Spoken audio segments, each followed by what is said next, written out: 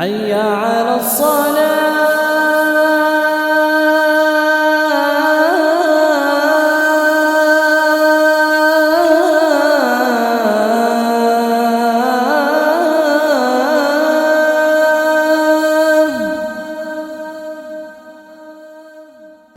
அல்ஹம்துலில்லாஹ். இது அப்துல்லா பின் ரவாஹா ரதியல்லாஹு தஆலா அவனுடைய கபரு. ஆமாம், அவனுடைய கபரு. இது இவங்க யார் அப்படின்னு சொன்னால், ஆரம்பத்தில் இஸ்லாத்தை ஏற்றுக்கொண்ட சஹாபாக்களில் ரொம்ப முக்கியமான சஹாபி. ரொம்ப பெரிய இபாதத்தாளி, ரொம்ப அதிகமாக நோன்பு வைப்பாங்க, இரவுகள் அதிகமாக நின்று வணங்குவாங்க. அந்த மாதிரி சஹாபி. அல்லாஹ்வுடைய பாதையில் ஜிஹாத் செய்ததில் அவ்வளோ ஆர்வம். ஒரு ஜிஹாத் விடாமல் பத்ரு, உஹது, ஹந்தக்கு போன்ற எல்லா ஜிஹாதையும் கலந்துக்கிட்டவங்க. கடைசி அல்லாஹ் ரப்புல் ஆலமீன் ஷஹாதத்தை கொடுத்தது மூத்தா யுத்தத்தில். இவங்களுடைய வரலாறு என்னன்னு சொன்னால், ரசூலுல்லாஹி ஸல்லல்லாஹு அலைஹி வஸல்லம் சொன்னாங்கன்னு சொன்னோம்ல, அதாவது ஜாஃபர் ரலியல்லாஹு அன்ஹு படைக்கு தலைமை தாங்க வேண்டும். அவர் ஒரு கால் ஷஹீதாகிவிட்டால் ஸைத் பின் சாபித் அவங்க தலைமை தாங்கணும். அவரும் ஷஹீதாகிவிட்டால் அப்துல்லா பின் ரவாஹா தலைமை தாங்கணும். ஒரு கால் இவரும் ஷஹீதாகிவிட்டால் மூமின்கள் யார் அமீரா தேர்ந்தெடுத்து தலைமை நடத்திங்களும் தலைமை தாங்கணும் அப்படின்னு சொல்லி அனுப்புனாங்க இல்லையா. அதில் 3 பேரில் இவங்க 3ஆவது ஆள். படை வெள்ளிக்கிழமை காலையில் கிளம்பிடுச்சு. வெள்ளிக்கிழமை காலையில் படை கிளம்பிடுச்சு. வெள்ளிக்கிழமை ஜும்மாவில் பார்க்குறாங்க, குதுபாவில் பார்க்குறாங்க, இவங்க உட்காந்துருக்குறாங்க. யார்? அப்துல்லா பின் ரவாஹா ரதியல்லாஹு தஆலா அன்ஹு ரசூலா பார்க்குறாங்க, குதுபாவில் உட்காந்துருக்குறாங்க. ஜும்மா தொழுகை முடிஞ்சு ரசூலா கேட்குறாங்க அப்துல்லா பின் ரவாஹாவை, என்ன அப்துல்லா நீங்கள் கிளம்பலையா, நேற்று காலையில் கிளம்பிட்டாங்க கிளம்பலையா அப்படின்னா. அப்போ அப்துல்லா பின் ரவாஹா சொல்கிறாங்க, யார் ரசூலல்லாஹ், நீங்கள் ஒரு வார்த்தை சொன்னீங்க, ஜாஃபர் ரதியல்லாஹு அன்ஹு அமீராக இருப்பாங்க, அவர் ஷஹீதாகிவிட்டால் ஸைத் பின் சாபித் அமீராக இருப்பாங்க, அவளும் ஷஹீதாகிவிட்டால் நான் அமீராக இருப்பேன், நானும் ஷஹீதாகிவிட்டால் மூமின்கள் யாராவது அமீரா தேர்ந்தெடு மசூரா பண்ணி அமீரா தேர்ந்தெடுன்னு சொன்னீங்க. இதுலேருந்து என்ன தெரியுதுன்னா, நாங்கள் 3 பேருமே ஷஹீதாக போகிறோன்னு தெரியுது. இதுலேருந்து என்ன தெரியுது? நாங்கள் 3 பேருமே ஷஹீதாக போகிறோன்னு தெரியுது. அதனால் யாரை சொல்லலாம், ஷஹீதாவது ஆகிறோம். கடைசி ஹுத்துபா இன்றைக்கி வெள்ளிக்கிழமை உங்கள் பின்னாடி ஜும்மாவை தொழுதுட்டு ஹுத்துபாவை கேட்டு போகலாமேன்னு வெயிட் பண்ண யாரை சொல்லலாம்.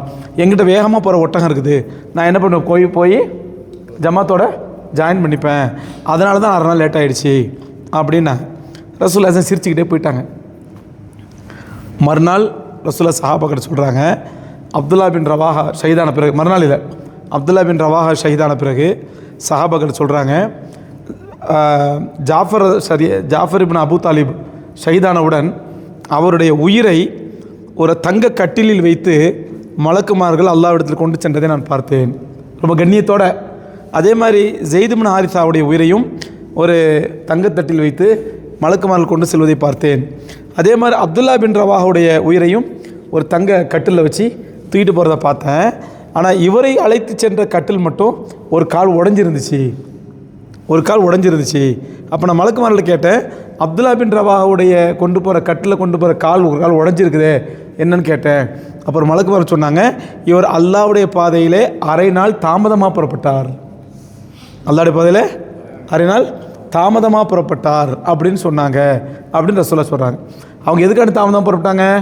அக்கௌண்டண்ட்டை கூப்பிட்டு, ஆடிட்டரை கூப்பிட்டு, என் சொத்து இவ்வளோ இருக்குதுப்பா, கொஞ்சம் கணக்கு பண்ணி பிள்ளைங்களும் கொடுத்துருப்பா, நான் போகிறேன், சிகாதில் போகிறேன், ஷஹீதாக போகிறேன், அதனால் இந்த சொத்து இவர்கிட்ட இருக்குது, இந்த சொத்து இவர்கிட்ட இருக்குது, மகனை கூப்பிட்டு, மகனே இவர் இவ்வளோ கடன் தரணும், அவ்வளோ கடன் தரணும், எதுக்காக நாள் எடுத்தாங்க? ஷஹீதாக போகிறோம், ரசூலுல்லாஹ்ட்ட ஜும்மா கேட்டு போகலாமே அப்படின்னு எடுத்ததை கூட அல்லாஹ் ரப்புல் ஆலமீன் ஒரு குறையாக கருதினான். அல்லாஹ்வுடைய பாதையில் போகிறது அதோட முக்கியம், அல்லாஹ்வுடைய தீனுக்காண்டி போகிறது அதோட முக்கியம் அப்படின்னு காட்டுறதுக்கு இந்த சம்பவத்தை அல்லாஹ் நிகழ்த்தினா. அது நடந்தது அப்துல்லா இப்னு ரவாஹா ரதியல்லாஹு தஆலாவுடைய வரலாறுல. ஹைர், இதில் நமக்கு கிடைக்கிற படிப்பு என்னென்னா, அல்லாஹ்வுடைய பாதையில் ஒரு தியாகம் செய்வதிலே ஒரு அரை நாள் தாமதித்தத்திற்கே அவங்களுடைய தங்க கட்டிலில் ஒரு கால் உடஞ்சிருந்துச்சு. நம்ம அல்லாஹ்வுடைய பாதைனா என்னென்னு தெரியாமல் உட்காந்துருக்கோம், தீனுக்கு தியாகம் பண்ணுறதுனா என்னென்னு தெரியாமல் உட்காந்துருக்குறோம். அப்போ நமக்குலாம் என்ன கட்டில் வரும், எப்படி வரும் தெரியலையே, அல்லாஹ் தான் காப்பாற்றணும். அதனால் இதில் நம்ம கிடைக்கிற படிப்பு என்னென்னு சொன்னால், சஹாபாக்கள் அவ்வளோ தியாகம் பண்ணதுனால இன்றைக்கி அல்லாஹ் ரப்புல் ஆலமீன் நமக்கு ஈமானை கொடுத்து அந்த சஹாபாக்கள் அடக்கமாக இருக்கக்கூடிய கபரில் சலாஞ்சலுடைய பாக்கியத்தை கொடுத்துருக்கான். அந்த மாதிரி நாமளும் தியாகம் பண்ண அல்லாஹ்வுடைய தீனுக்காண்டி. வாழ்க்கை பூரா வியாபாரம் வியாபாரம் வியாபாரம் வியாபாரம் வியாபாரம். நம்ம பண்ணுற பெரிய தியாகம் என்ன? இந்த மாதிரி ஜியாரத்துக்கு போகிறது, உம்ராவுக்கு போகிறது, ஹஜ்ஜுக்கு போகிறது, இதெல்லாம் தியாகம் இல்லை. இது நம்முடைய சந்தோஷத்துக்காண்டி போகிறது. நல்லா புரிஞ்சுக்கணும். இன்னும் நம்ம அல்லாவுடைய சந்தோஷத்துக்கான வெளியே கிளம்பலை. இன்னும் அல்லாவுடைய சந்தோஷத்துக்கான தியாகம் பண்ணல. இதில் நம்ம சந்தோஷத்துக்காண்டி வந்தது. ஜியாரத் வந்து நம்ம சந்தோஷம், உம்ராவுக்கு போகிறது நம்ம சந்தோஷம், ஹஜ்ஜுக்கு போகிறது நம்ம சந்தோஷம். அல்லாஹ் இதில் சந்தோஷப்படுவானா? சந்தோஷப்படுவான். ஆனால் அல்லாஹ் எதில் சந்தோஷப்பட்டு நம்ம போக சொல்லுவான், எங்கே போய் எது என்ன பண்ணணும், அது நம்ம செய்ய ஆரம்பிக்கவே இல்லை. அதனால் நம்ம ஆஜிகள் உணரணும். நாம் அல்லாட்ட கேட்கணும், யா அல்லாஹ் என்னையும் உன்னோட தீனுக்காண்டி கபூல் பண்ணிக்க, என்னையும் உன்னோட தீனுக்காண்டி கபூல் செஞ்சுக்க. இப்போ நான் உங்களோட வந்திருக்கேன்னா நானும் அல்லாவோட பிரித்துக்கு வரல, என்னுடைய பிரித்து தான் வந்திருக்கிறேன். உங்களெலாம் வந்து பயான் பண்ணுறோம், உங்களெலாம் சொல்கிறோம், நானும் வந்து கலந்துக்கிறேன். இந்த இன்னும் ஒளிப்படையாக சொல்ல போனால் இந்த பிஸ்னஸை பண்ணுறதுனால எனக்கு கொஞ்சம் லாபம் கிடைக்கிது. அப்போ நானும் இது அல்லாவுக்காண்டி வரல, நம்ம சந்தோஷத்துக்காக நம்ம திருப்திக்காண்டி வந்திருக்கோம்.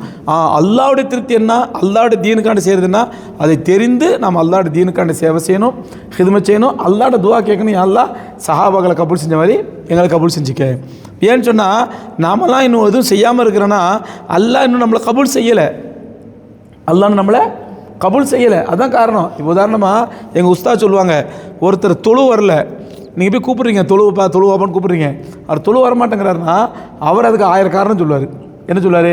எனக்கு ஒரே முட்டு வலிங்க, அங்கே வந்து தொழுவ முடியலைங்க, கடையில் ஆள் இல்லைங்க அதனால் வர முடியலைங்க, எனக்கு முடியலைங்க, இடுப்பு வலிங்க அதனால் வரலைங்க. இவர் எனக்கு உடம்பு சரியில்லைங்க, 1000 காரணம் சொல்லுவார். ஆனால் உண்மையான காரணம் என்ன தெரியுமா? ஒரு மூமின் தொழுகைக்கு அழைக்கப்பட்டும் ஹய்யால் அஸ்ஸலாத், ஹய்யால் அல் ஃபலா, தொழுகைக்கு வாருங்கள், வெற்றியின் பக்கம் வாருங்கள் என்று அழைக்கப்பட்டும் அவர் பள்ளிவாசலுக்கு வரலன்னு சொன்னால் அதுக்கு அவர் 1000 காரணம் சொல்லலாம். ஆனால் உண்மையான காரணம் என்ன தெரியுமா? உண்மையான காரணம் தெரியுமா? அவர் தனக்கு, நல்லா கவனிங்க, அவர் தனக்கு முன்னால் வந்து நின்று தொழுவதை அல்லாஹ் விரும்பலை. நவுதுபில்லா.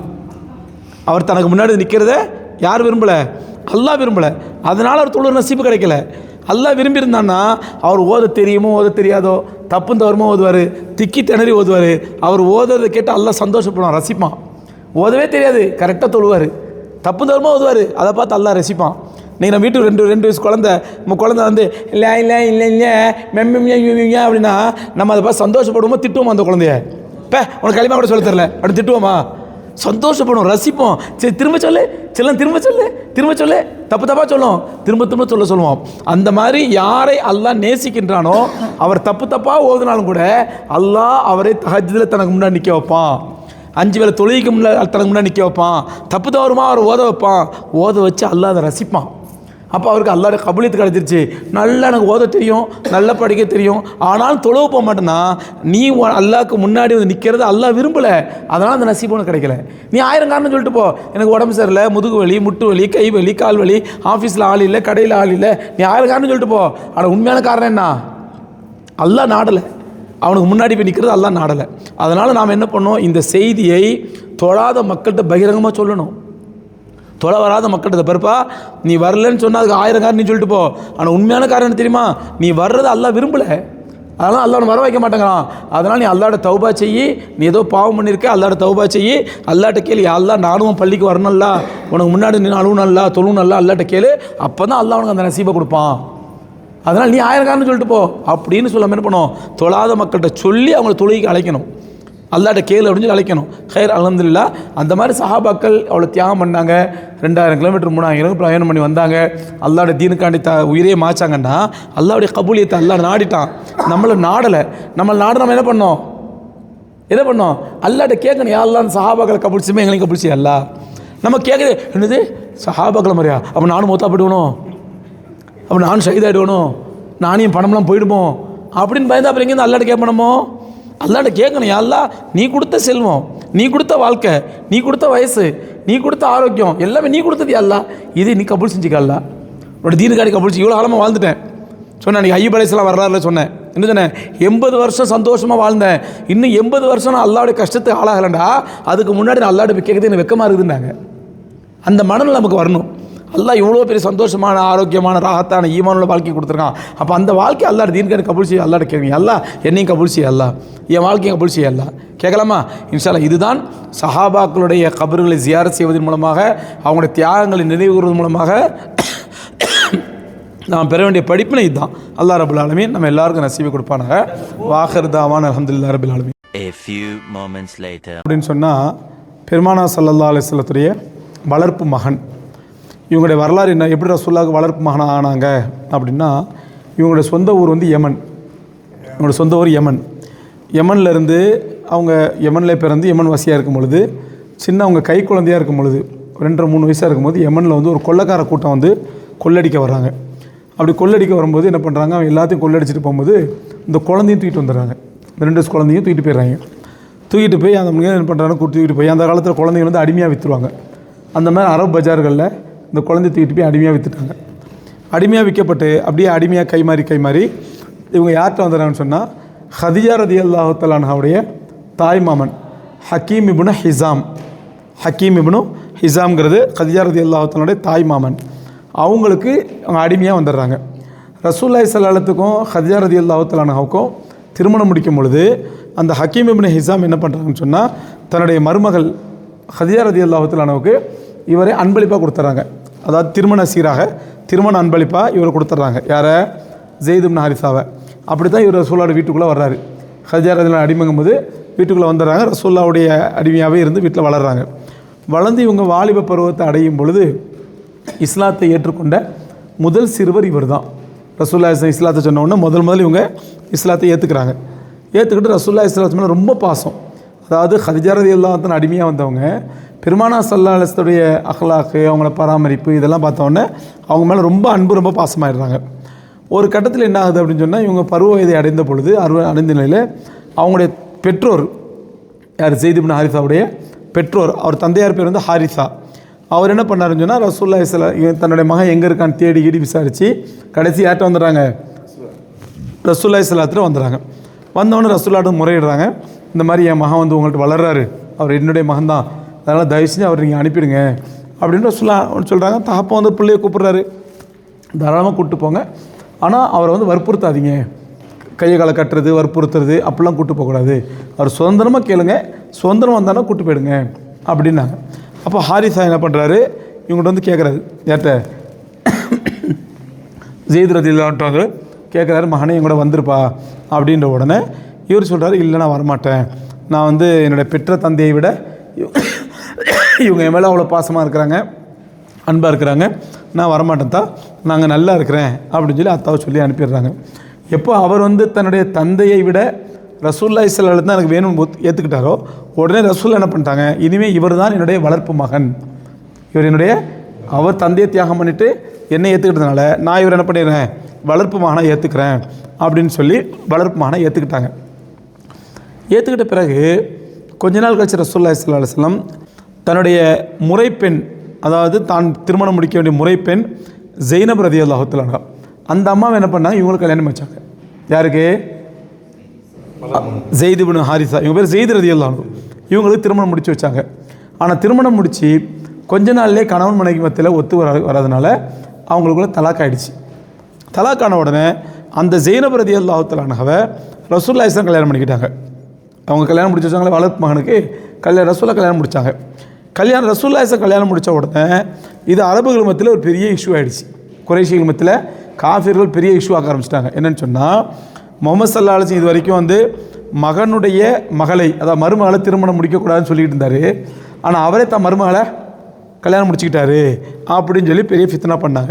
அப்போ தான் அல்லாஹ் ரப்புல் ஆலமீன் குர்ஆனில் ஆயத்து இறக்கினான். குர்ஆனிலே பெயர் சொல்லப்பட்ட ஒரே சஹாபி ஸெய்த் ரலியல்லாஹு மட்டும்தான். இவங்களை பற்றி மட்டும்தான் அல்லாஹ் என்ன பண்ணிருக்கான், பேர் சொன்னான் குர்ஆனில். வேறு எந்த சஹாபியுடைய பேரும் குர்ஆனில் கிடையாது. அபூபக்கர் ரலியல்லாஹு தஆலா பற்றி சொல்லும்போது கூட சாஹிபிஹி, அவருடைய தோழர் அப்படின்னு தான் சொன்னான், ரசூலுல்லாஹ்வுடைய தோழர்னு சொன்னான். ஆனால் ஸெய்த் ரலியல்லாஹு பற்றி மட்டும் தான் நம்ம அல்லாஹ் குர்ஆனில் ஒரே சஹாபி ஸெய்த் மட்டும் தான் குர்ஆனில் சொல்லப்பட்டவங்க. ஃபலம்மா கலா ஸெய்துன், ஸெய்து தன்னுடைய தேவையை நிறைவேற்றிய பொழுது, ஸெய்து வந்து தன்னுடைய திருமணத்தை முடித்து கொண்ட பொழுது, ஸவ்வஜ்னாகஹா, நபியே அவருடைய மனைவியை நாம் தான் உமக்கு திருமணம் முடித்து வைத்தோம். குர்ஆன் ஆயத்து அல்லாஹ் என்ன சொல்கிறான், நாம் தான் திருமணம் முடித்து வைத்தோம் அப்படின்னு சொல்லி அல்லாஹ் ரப்புல் ஆலமீன் சொல்கிறான். ஏன்னு சொன்னால், வளர்ப்பு மகன்கிறது என்னவாகாது, சொந்த மகனாக ஆகாது. அதேமாதிரி வளர்ப்பு மகளும் சொந்த மகளாக ஆகாது. அதனால தான் இன்றைக்கி ஷரியத்தில் என்ன சட்டம் சொன்னால், ஒரு கணவன் மனைவி குழந்தை இல்லாதவங்க ஒரு ஆம்பளை பிள்ளையை எடுத்து வளர்த்தாங்கண்டா, ஒரு ஆம்பளை பிள்ளையை எடுத்து வளர்த்தாங்கன்னா அந்த பிள்ளை வளர்ந்த பிறகு இந்த தகப்பனுக்கு மகரமாகாது. புரிஞ்சுங்களா? அந்த பிள்ளை வளர்ந்த பிறகு தாப்பனுக்கு மகரமாகாது. அதே மாதிரி ஒரு பெண் பிள்ளை ஒரு ஆண் பிள்ளை எடுத்து வளர்த்தாங்கண்டா அந்த பிள்ளை ஆண் பிள்ளை வளர்ந்த பிறகு அந்த தாய்க்கு என்னவாகாது, வளர்ப்பு தாய்க்கு மகரமாகாது. புரிஞ்சுங்களா? அதே நேரத்தில் ஒரு தாய்க்கு குழந்தை பிறந்திருக்குது, ஒரு தாய்க்கு குழந்தை பிறந்திருக்குது, அந்த நேரத்தில் இன்னொரு குழந்தையை தத்தெடுத்து வளர்த்தாங்க அப்படின்னு சொன்னால் அப்படி எடுக்கும் பொழுது தான் கொடுக்கக்கூடிய பிள்ளை கொடுக்கக்கூடிய பாலை அந்த பிள்ளைக்கும் கொடுத்து விட்டால், எந்த பிள்ளைக்கு, தத்தெடுத்த பிள்ளைக்கும் கொடுத்து விட்டால் அப்போ மகரம் ஆகிடுவாங்க. அப்போ தாய்க்குடி பால்குடி சகோதரி ஆகிடுவாங்க, பால்குடி தந்தை ஆகிடுவாங்க. அப்போது ஒரு பெண் ஒரு பிள்ளையை தத்தெடுத்தால் பால் கொடுத்தால் மட்டும்தான் மகரம் ஆகுமே தவிர பால் கொடுக்காட்டா என்ன ஆகாது, மகரம் ஆகாது. அதனால தான் அல்லாஹ் ரப்பல் ஆலமீன் என்ன பண்ணான், ஸைனப் ரலியல்லாஹு தஆலாவ ஸைத் ரலியல்லாஹு தலாக் கொடுத்த பிறகு யாருக்கே கல்யாணம் பண்ணி வச்சுட்டான், ரசூலுல்லாஹி ஸல்லல்லாஹு அலைஹி வஸல்லம் கல்யாணம் பண்ணி வச்சுட்டான். இதுதான் வரலாறு. ஹைர். இதற்கு பிறகு இந்த மூத்தா யுத்தம் நடக்கும் பொழுது பெருமானா ஸல்லல்லாஹு அலைஹி வஸல்லம் என்ன பண்ணுறாங்கன்னு சொன்னால் ஸைத் ரலியல்லாஹு தஆலாவை மூத்தா யுத்தத்துக்கு அனுப்பி வச்சாங்க.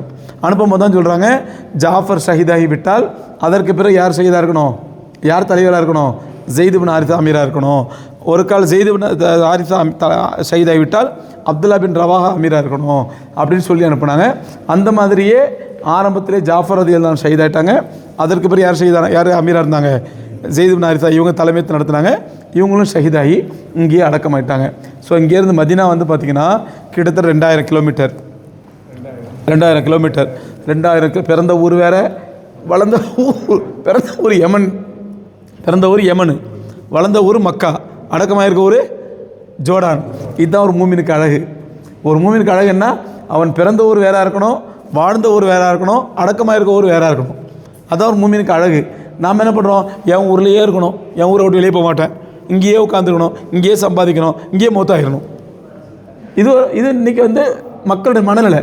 அப்படி இருக்கக்கூடாது. ஒரு மோமின் அவர் பிறந்த ஊர் ஒன்றா இருக்கணும், வாழ்ந்த ஊர் ஒன்றா இருக்கணும், அடக்கமாக இருக்க ஊர் ஒன்றா இருக்கணும். அடக்கமாக இருக்க ஊர் ஏமா இருக்குது, அந்த ஊருக்கு அல்லாஹ்வுடைய தீனை எடுத்துகிட்டு போனார், அல்லாஹ்வுடைய தீன பிரச்சாரத்துக்கு போனார், அல்லாஹ்வுடைய பாதையில் போனார், அங்கே மூத்தாயிட்டார். அதனால தான் பார்க்குறேன், இன்றைக்கி ஆயிரக்கணக்கான சஹாபாக்கள் உலகத்தில் வெவ்வேறு பகுதியில் எப்படி அடக்கமாக இருக்காங்க, எல்லாம் சம்பாதிக்க வந்தாங்களா, அல்லாஹ்வுடைய தீனுக்காண்டி வந்தாங்க, இங்கே அடக்கமாயிட்டாங்க. இங்கே நம்ம அவங்கள பார்க்குறோம். இதுதான் ஸைத் பின் ஹாரிஸா ரலியல்லாஹு அன்ஹுடைய வரலாறு.